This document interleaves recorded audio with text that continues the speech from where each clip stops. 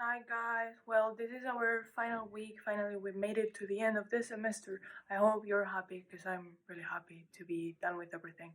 Anyways, so the first grammar point of this chapter is the difference between the verbs saber and conocer. So both verbs in English mean the same thing, so it means to know. But in Spanish they mean different things and you can interchange them. So if you use one you can use the other in that place. They are not synonyms. So, when do we use each? Saber, we use it to know facts or information, or to know how to do something. So, for example, I know how to drive, so you would say, sé conducir. Or if you would be saying, sé que tienes 4 hermanos, so I know that you have 4 siblings. So that would be a fact. So in those cases, we always use saber. And then when do we use conocer? So we use conocer to express to know, but in a way that it means that you are familiar with something or that you are acquainted with something.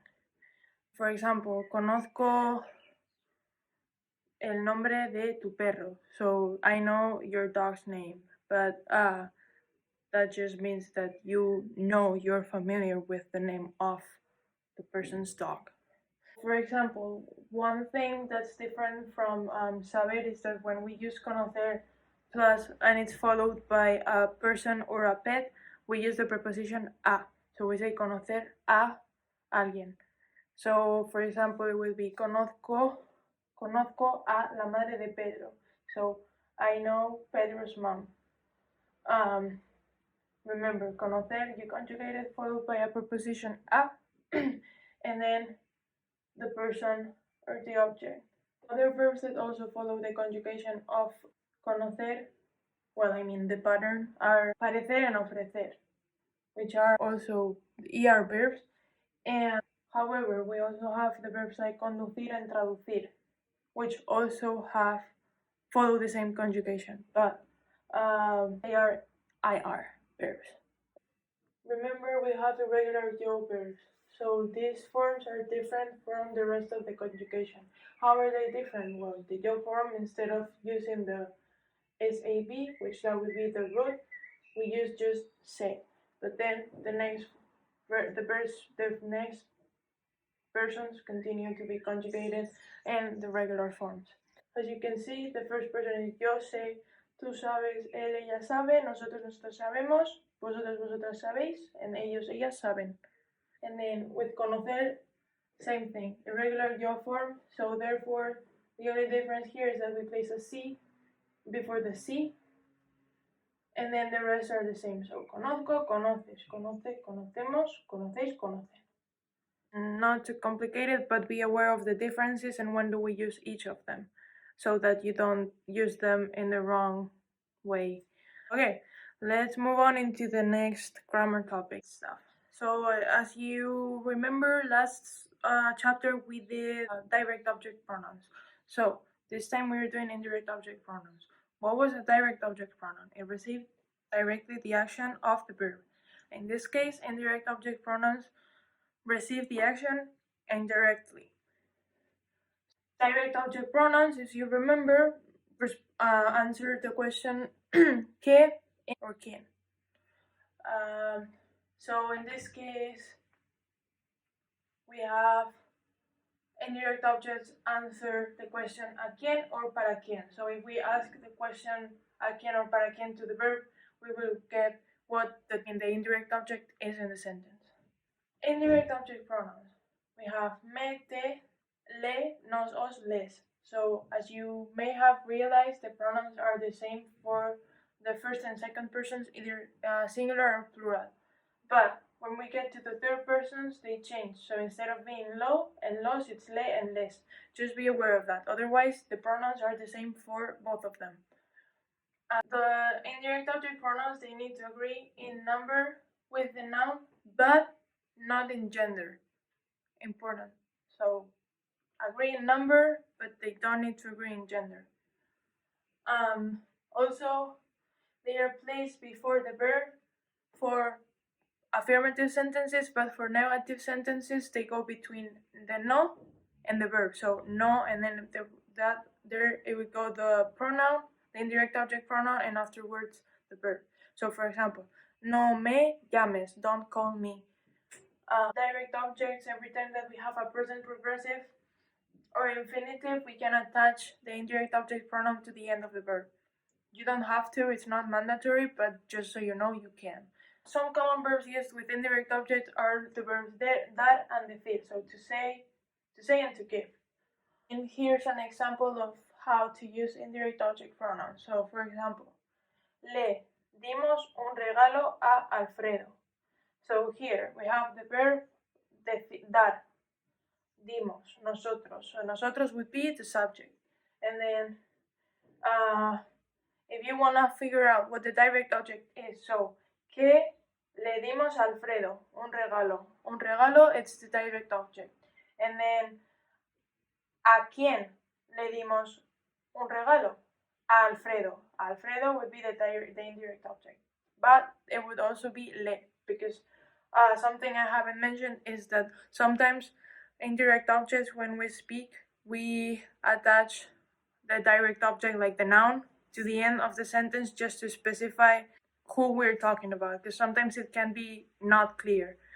So if you attach it to the end, just remember there's gonna be two indirect objects in the sentence. So there's gonna be the pronoun and the noun. So that's it for indirect object pronouns. Let's move on into the next point of the chapter. The third grammar point in this chapter is the past tense of the regular verbs, otherwise known as the preterite. So in Spanish we have different tenses. We have the perfect and the imperfect. So right now we are just doing the preterite perfect, and then if you continue into 102, then you will be doing the imperfect next semester. When do we use the preterite? So we use it to express actions or states completed in the past. The conjugation, it differs for, well, I mean, in the present it did too, but in this case, AR verbs differ from ER and IR. ER and IR are conjugated pretty much following the same pattern.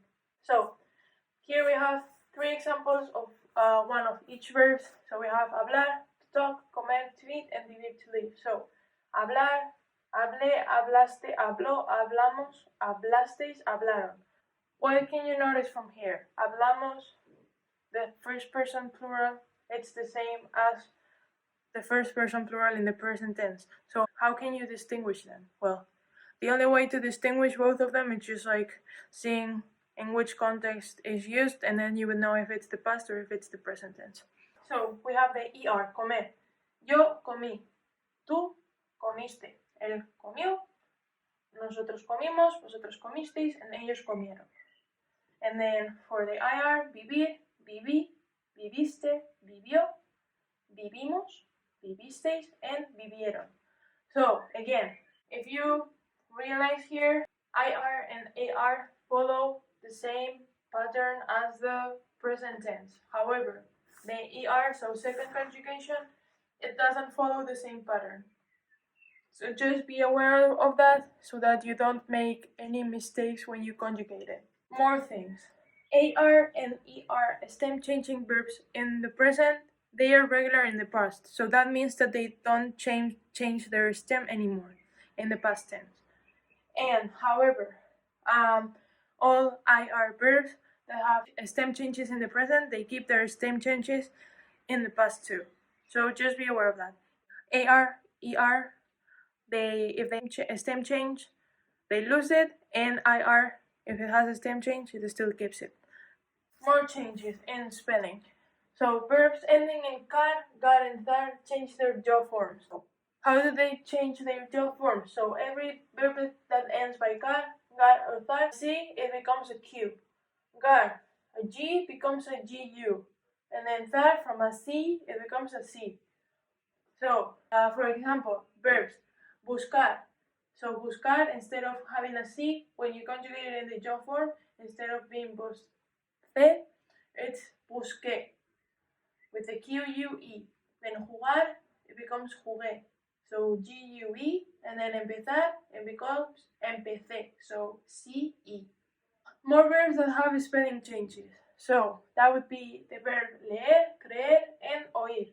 So those verbs have changes in the spelling in the third person, singular and plural. Instead of using the I, since we can put three consonants all together, we have to replace the I with a Y. So it becomes leyó, creyó, oyó, and then leyeron, creyeron, and oyeron.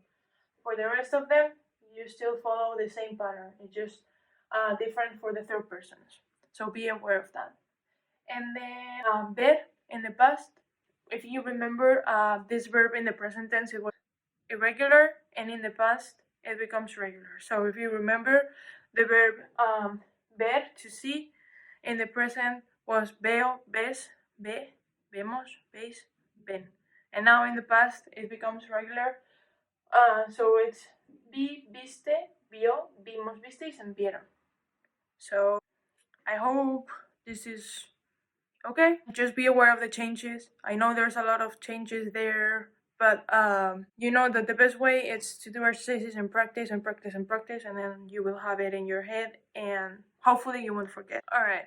So after all we've done, this is easy peasy lemon squeezy. So the last grammar point of chapter 6 is demonstrative adjectives and pronouns. So what is a demonstrative? A demonstrative, it demonstrates or it points out something. Or in other words, it just specifies things, like that you use it to specify that you're talking about this but not that or that. You know what I mean? So, well, as you can tell, we are learning the uses of this and that or that over there. Where do we place them in the sentence? So they precede the nouns, they modify. So they go before the noun, they modify. And they need to agree with the noun they modify in gender and number. So if we have a noun that's masculine and plural, that demonstrative needs to be masculine and plural. So it's pretty much like the adjectives. And if a noun is masculine and plural, the adjective needs to be masculine and plural. So same thing with this. They need to agree and everything. In Spanish, we don't just have, like you do, 3 forms and they apply to everything. Well, remember that Spanish is a gender language, so we have these forms for feminine and masculine. So the singular forms are este, esta, masculine and feminine, and then for that we have ese, esa, and then that over there we have aquel for masculine and aquella for feminine. So for the plural, we have estos, not estes. See the difference here? Estos. And then we have estas. And then for that, esos, esas. Well, those. I mean, in this case, it would be those because it's plural. So those, it would be esos, esas. And then those over there would be aquellos and aquellas. So when do we use each?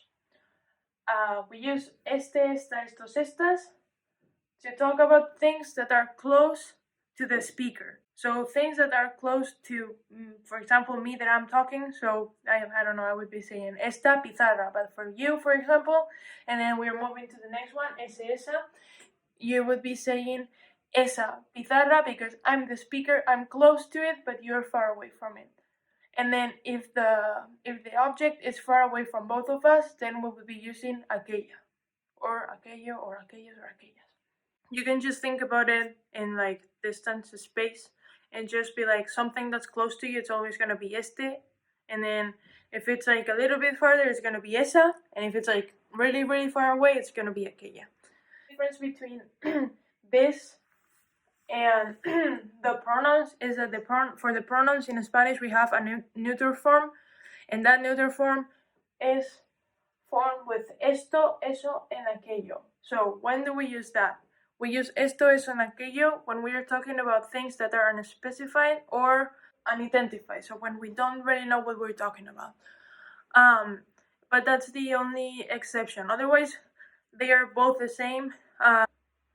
So, well, this was the last grammar point of the chapter, and we are done for the semester. And if you made it to the end, congratulations. I wish you all the best, and I hope to see you around in Moscow next semester. If you see me, say hi.